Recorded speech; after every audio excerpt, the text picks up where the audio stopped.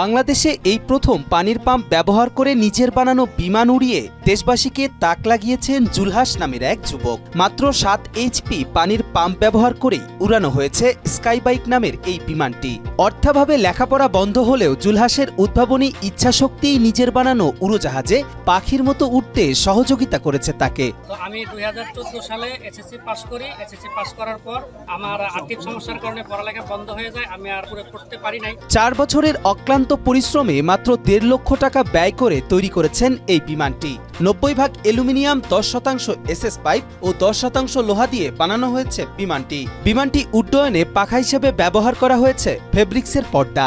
100 KG ওজনের বিমানটি pilot সহ 50 ফিট উচ্চতায় আকাশে উঠতে সক্ষম এবং প্রতি লিটারে 25 থেকে 30 কিলোমিটার পর্যন্ত আকাশে উঠতে পারবে বলে জানান বিমানটি। বিষয়টিকে বাংলাদেশের গর্বের বলে দাবি জুলহাসের। এটা আমি বাংলাদেশের গর্বের বিষয় নেই যে বাংলাদেশের এই প্রথম কেউ আর কি আপনার ট্রাই করতে পারছে। তো বাংলাদেশের যত জনগণ আছে তারা অনেকটা বিরক্ত হয়ে গেছে এই নো ফ্লাই হেলিকপ্টার বিমান দেখতে দেখতে। তো সেইখানে আমি আশা করি তারা একটু হলেও খুশি হবে যে বাংলাদেশের কেউ এই পর্যন্ত একটা বিমান নিজের হাতে তৈরি করে উড়াতে পারছে। জুলহাস মোল্লার বাড়ি দৌলতপুর উপজেলার বাঘুটিয়া এলাকার হলেও নদী ভাঙ্গনের কবলে পড়ে তার পরিবার বর্তমানে শিবালয় উপজেলার ষাটগড় তেওতা এলাকায় বসবাস করছে। 6 ভাই ও 2 বোনের মধ্যে জুলহাস পঞ্চম।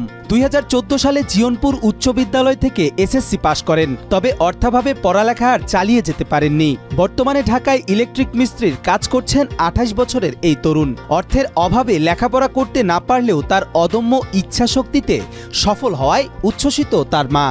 আমার ছেলে লেখাপড়ি করবার চাইছিল ইঞ্জিনিয়ার লাইনে, তা আমরা নিজেরা পারি নেই, নদীতে বাড়িঘর ভেঙে গেল। কেন সাল খেলে যে পড়াশোনা তো ইঞ্জিনিয়ার করে পারলাম না, দেখি পড়াশোনা ছাড়া আমি কিছু করে পারি নাকি। তাই সাল নিজে কাজও করে, বাইরে আবার নিজে বাড়ি এসে আবার এটা বানানোর জন্য প্রস্তুত করে। করতে করতে 4-5 বছর ধরে বানান শিখতেছে, আল্লাহ শিখে এবার সফল হয়েছে বানানো। বিজ্ঞানভিত্তিক পড়াশোনা ছাড়াই প্রত্যন্ত গ্রামে জুলহাসের এমন উদ্ভাবনে গর্বিত এলাকাবাসী। একজন স্বল্প শিক্ষিত একটা যুবক এ যে একটি হেলিকপ্টার অথবা প্লেন যাই কিছু বানিয়েছে, এটা বানিয়ে আসলে সে সত্যিকার অর্থেই অসাধারণ একটি কর্ম তিনি করেছেন।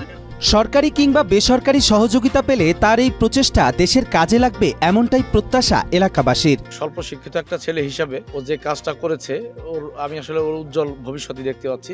সরকার যদি ওর পাশে দাঁড়ায় বা কোনো সংস্থা যদি ওর পাশে দাঁড়ায়, আশা করিও এটা একটা ভালো রেজাল্টের দিকে নিয়ে যেতে পারবে। এই জুলহাসকে যদি সরকারিভাবে যদি পৃষ্ঠপোষকতা করা হয়, তাহলে তাকে সার্বিক সহযোগিতা করলে তার যে মেধা, এই মেধাটাকে কাজে লাগালে বাংলাদেশ উপকৃত হবে। জুলহাসের এমন উদ্ভাবন দেখতে ছুটে এসেছেন জেলা প্রশাসক। তার এই উদ্যোগ বাংলাদেশের জন্য অভাবনীয় সাফল্য বলে জানালেন তিনি। তার গবেষণার কাজে সরকারি সহযোগিতার আশ্বাসও জানান জেলা প্রশাসক ডক্টর মনোয়ার হোসেন মোল্লা। আমাদের কাছে মনে হয়েছে যে একটা অভাবনীয় সাফল্য। আপনারা জানেন যে এই ইঞ্জিনটা যে তৈরি করা হয়েছে, এটা এই ইঞ্জিনটা আসলে এভিয়েশনের ইঞ্জিন, পানির পাম্পের ইঞ্জিন। তারপরে এই ইঞ্জিন দিয়ে আপনার বিমান উড়ানো বা আরো অন্যান্য বিষয় আছে, বিশেষ করে ব্যালেন্সের বিষয় আছে, অ্যারোডাইনামিক্সের কিছু বিষয় আছে। এইগুলা অনেক লোক এই ধরনের উদ্যোগ নেয়, কিন্তু দেখা যায় যে গাড়ির মতো চলে কিন্তু আকাশে উঠতে পারে না। এই বিষয়টা আমার কাছে মনে হচ্ছে ওনার যে মেজারমেন্ট এবং ক্যালকুলেশনের দক্ষতা অনেক ভালো আমার কাছে মনে হচ্ছে। এই কারণে এই বিমানটা আকাশে উঠতে পেরেছে, আমার কাছে খুবই ভালো লেগেছে। আমি জানার সাথে সাথে আমি ছুটে এসেছি। সরকারি কিংবা বেসরকারি সহযোগিতায় জুলহাসের এই উদ্ভাবনী উদ্যোগ দেশের কল্যাণে আসুক এমনটাই প্রত্যাশা স্বজন, এলাকাবাসী এবং সচেতন মহলের।